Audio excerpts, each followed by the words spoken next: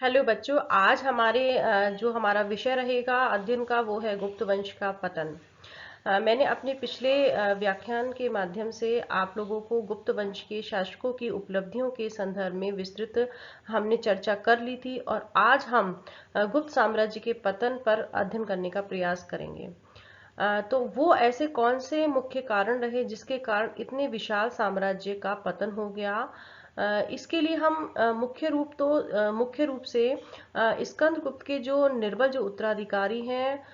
उनको ही हम इसके पतन के लिए उत्तरदायी मानते हैं, क्योंकि वो विशाल गुप्त साम्राज्य को नहीं संभाल सके और जिससे धीरे धीरे करके प्रांत स्वतंत्र होने लग गए और एक तरह से गुप्त साम्राज्य विघटित होते होते बहुत ही संकुचित रह गया। एक जो दूसरा मुख्य कारण इसका रहा कि स्कंदगुप्त के जो बाद के जो उत्तराधिकारी थे उनके द्वारा पश्चिमोत्तर सीमा की सुरक्षा का कोई विशेष व्यवस्था नहीं की गई, जिसके कारण लगातार भारत पर विदेशी आक्रमण होते रहे और विदेशियों के द्वारा भारत पर आक्रमण करके न केवल यहाँ की धन संपदा को लूटा गया बल्कि यहाँ के क्षेत्रों पर भी अधिकार किया गया। यहाँ पर लगातार हुणों का जो आक्रमण है वो तोरमान और मिहिर कुल के नेतृत्व में होता रहा और इसका जो प्रभाव है गुप्तों की जो सत्ता और जो शक्ति है वो बहुत ही सीमित हो गई और वो इतने अब बलशाली नहीं रहे कि वो किसी शक्तिशाली विदेशी आक्रमण का विरोध कर सके। इसके अलावा स्कंदगुप्त के बहुत से ऐसे उत्तराधिकारी थे जिन्होंने बौद्ध धर्म को स्वीकार कर लिया था और बौद्ध धर्म के जो अहिंसा के जो सिद्धांत है उसको उनके द्वारा अपनाया गया।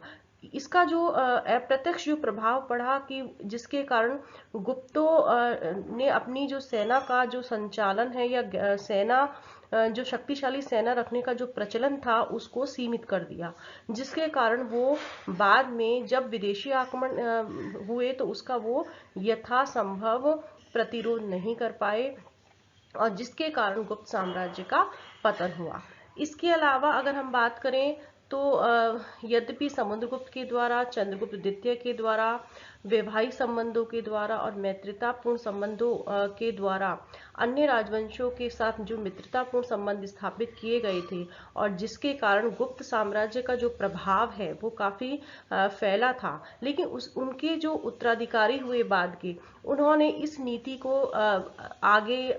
चालू नहीं रखा और जिसके कारण गुप्तों का जो प्रभाव है वो धीरे धीरे सिकुड़ कर बहुत ही सीमित रह गया और ऐसे में ही जब कन्नौज में यशोधर्मा का उदय हुआ तो उसने ऐसी संभावना व्यक्त की जाती है कि उसके द्वारा निर्बल गुप्त शासकों के ऊपर आक्रमण किया गया होगा और इस तरह से गुप्त जो साम्राज्य है वो सिकुड़कर या संकुचित होता चला गया। तो ये ऐसे कुछ मुख्य बिंदु हैं जिनके कारण जो गुप्त साम्राज्य के पतन के लिए उत्तरदायी जिनको माना जाता है। स्कंदगुप्त के बाद पुरुगुप्त, जिसे कि प्रकाशादित्य के नाम से भी जाना जाता है, कुमारगुप्त द्वितीय और बुद्धगुप्त के द्वारा गुप्तों की गद्दी को संभाला गया। तत्पश्चात नरसिंहगुप्त, जिसको कि बालादित्य के नाम से जाना जाता है, और नरसिंहगुप्त के समय हुणों ने गुप्तों पर आक्रमण किया था तोरमान के नेतृत्व में और हुणों ने मालवा पर अपना अधिकार कर लिया था और नरसिंहगुप्त के पश्चात भानुगुप्त गुप्तों का शासक हुआ और भानुगुप्त के समय हुणों का जो नेता था वो तोरमान का जो पुत्र था मिहिरकुल था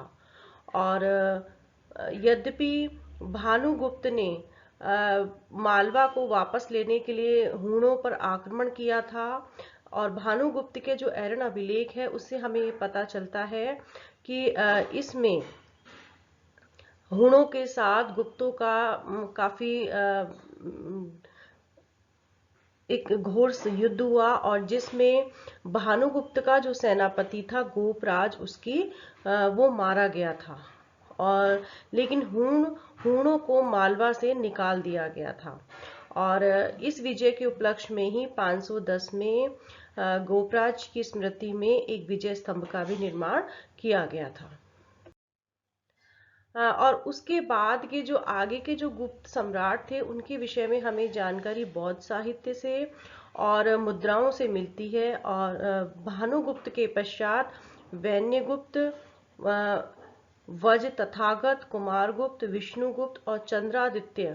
ने 550 ईस्वी तक शासन किया और उसके बाद गुप्त साम्राज्य का पतन हो गया। तो हम इस बिंदु पर बात करते हैं कि वो ऐसे कौन से कारण रहे जिनके कारण गुप्त साम्राज्य का पतन हुआ, जबकि जो गुप्तों का शासन काल है या उनका जो समुद्रगुप्त से लेकर स्कंदगुप्त तक का जो समय है, 335 ईस्वी से 467 तक का जो समय है, वो गुप्तों के चरम उत्कर्ष का काल माना जाता है। फिर अचानक 467 के बाद ऐसी क्या घटनाएं घटित हुई जिसके कारण गुप्त साम्राज्य का पतन हो गया। तो सबसे पहले बात करते हैं कि स्कंदगुप्त के जो उत्तराधिकारी थे, या ऐसे कह सकते हैं इसको कि बुद्धगुप्त के बाद के जो उत्तराधिकारी थे वो योग्य नहीं थे, अयोग्य थे। और इसलिए वो जब जब गुप्तों के समय विदेशियों के द्वारा भारत पर आक्रमण किया गया या गुप्तों के ऊपर आक्रमण किया गया या आंतरिक जो विद्रोह हुए, उनका वो ठीक तरह से जवाब नहीं दे पाए। और ये जो उसके जो निर्बल उत्तराधिकारी हुए बाद में, वो इसके लिए मुख्य रूप से जिम्मेदार रहे गुप्त साम्राज्य के पतन के लिए। अगर हम बात करें कि दूसरे मुख्य बिंदु पर, तो वो है कि गुप्त वंश में उत्तराधिकारी का कोई निश्चित नियम नहीं था। परिस्थितियों के अनुसार कभी तो सिंहासन ज्येष्ठ पुत्र को प्राप्त होता था और कभी योग्यतम पुत्र को प्राप्त होता था। तो एक तरह से जो उत्तराधिकारी जो संघर्ष है वो हमको पूरे गुप्त काल में दिखाई देता है। जैसे कि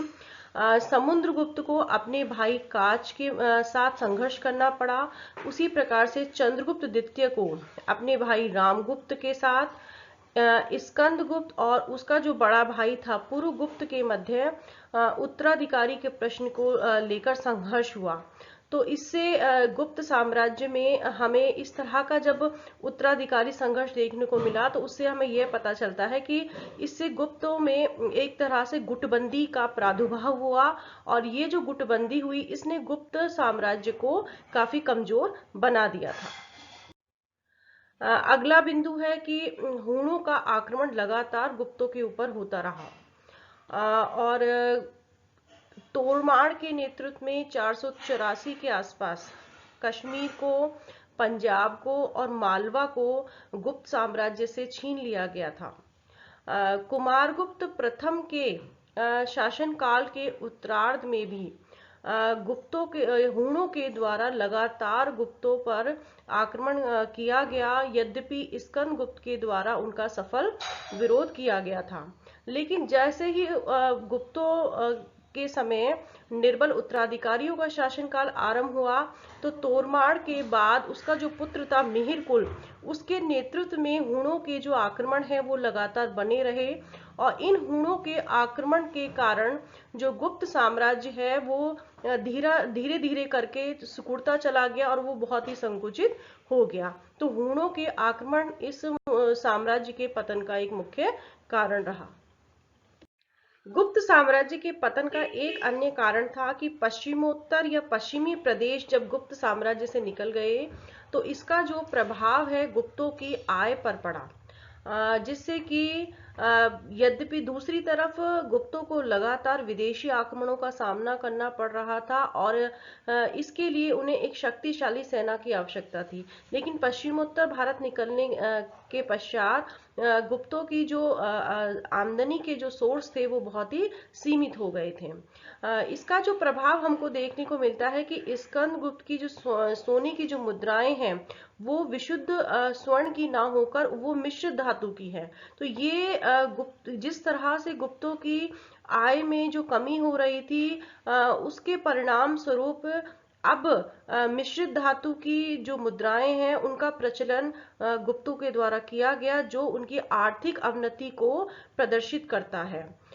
इसके अलावा अब स्वर्ण मुद्राओं की अपेक्षा अब चांदी की जो मुद्राएं हैं वो अधिक मात्रा में हमें देखने को मिलती हैं। तो ये भी गुप्तों की गिरती हुई आर्थिक जो दशा है उसको प्रदर्शित करने के लिए हमारे पास पर्याप्त सोर्सेज हैं या स्रोत हैं। गुप्त साम्राज्य के पतन का एक अन्य जो कारण था वो था कन्नौज में यशोधर्मा का उदय। क्योंकि यशोधर्मा के मंदसौर अभिलेख से हमें इस तरह की जानकारी प्राप्त होती है कि 532 ईस्वी के आसपास मालवा में यशोधर्मा नाम के एक पराक्रमी राजा का उदय हुआ, जिसने एक शक्तिशाली साम्राज्य की स्थापना की। और उसका जो साम्राज्य था वो हिमालय से लेकर पश्चिम समुद्र तक था और पूर्व में उड़ीसा से लेकर ब्रह्मपुत्र नदी तक फैला हुआ था। तो जब इतने बड़े साम्राज्य की स्थापना यशोधर्मा के द्वारा की गई थी, तो यह भी संभावना व्यक्त की जाती है कि उसने गुप्त नरेशों को अवश्य ही पराजित किया होगा। इसके अलावा जो गुप्त शासक थे वो बाद के जो परवर्ती जो गुप्त शासक थे वो उन्होंने बौद्ध धर्म को स्वीकार कर लिया था। यद्यपि जो गुप्तों का जो काल है वो हिंदू धर्म और संस्कृति के पुनरुद्धार का काल है, लेकिन हम देखते हैं कि स्कंदगुप्त के जो उत्तराधिकारी हैं उन पर बौद्ध धर्म का प्रभाव पड़ना आरंभ हो गया था और नरसिंहगुप्त बालादित्य, बुद्धगुप्त और वैन्यगुप्त ने बौद्ध धर्म को स्वीकार कर लिया था। तो बौद्ध धर्म को स्वीकार करने के का परिणाम ये हुआ कि अब इन पर जो अहिंसा का सिद्धांत है उसका गहरा प्रभाव पड़ा और जिससे उनकी जो सामरिक दृष्टि से जो या उनकी जो शक्तिशाली जो सेना रखने का जो उद्देश्य था वो एक तरह से अब समाप्त होना आरंभ हो गया। इसके अलावा जब भारत पर लगातार विदेशी आक्रमण हो रहे थे, ऐसे समय में अहिंसा के सिद्धांत की पालना करना संभव नहीं था, लेकिन चूंकि इन शासकों के द्वारा बौद्ध धर्म को स्वीकार कर लिया गया था, तो इन्होंने विशाल सेना रखने की जो नीति है उसको छोड़ दिया था और जिसके कारण जब जब भारत पर विदेशी आक्रमण हुए तो वो विदेशियों का बहुत ही तत्परता के साथ या बहुत शक्तिशाली तरीके से सामना नहीं कर पाए और जिसके कारण गुप्त वंश का पतन हो गया। इसके अलावा एक अन्य जो कारण माना जाता है वो माना जाता है कि संघात्मक जो शासन प्रणाली थी गुप्तों की, उसके कारण भी गुप्तों का पतन हुआ, क्योंकि समुद्रगुप्त ने ये जो प्रणाली अपनाई थी उसके अंतर्गत उसने 3 प्रकार के क्षेत्र डिसाइड करे थे। प्रत्यक्ष अधिकार क्षेत्र या प्रभाव, और दूसरा है प्रभाव क्षेत्र और तीसरा है अधीनस्थ मैत्रीय क्षेत्र। प्रदेशों की आंतरिक स्वायत्तता को सम्मान देने की नीति के कारण बहुत सारे प्रभावशाली जो प्रांतीय जो राजा हैं या सामंत हैं उनका उदय होना आरंभ हो गया था और ये धीरे धीरे ये जो सामंत हैं ये या प्रांतपति हैं धीरे धीरे अपने अपने क्षेत्र में ये स्वतंत्र होने लग गए और इन्होंने राजा के खिलाफ ही अपनी स्वतंत्रता की घोषणा कर दी, जिसके परिणाम स्वरूप ये स्वयं की सेना रखने लग गए और एक तरह से सामंतों ने भी धीरे धीरे धन एकत्रित करना शुरू कर दिया और एक मोटे राजा वाली स्थिति इन्होंने प्राप्त कर ली। तो ये इस तरह की जो व्यवस्था है इसके कारण केंद्र है वो काफी कमजोर हो गया और ऐसी भी बहुत सारी परिस्थितियां आई जब केंद्र को जरूरत थी इन प्रांतीय सेना की, लेकिन इन प्रांतीय पतियों द्वारा सेना को नहीं भेजा गया। तो ये भी एक मुख्य कारण रहा गुप्त साम्राज्य के पतन का।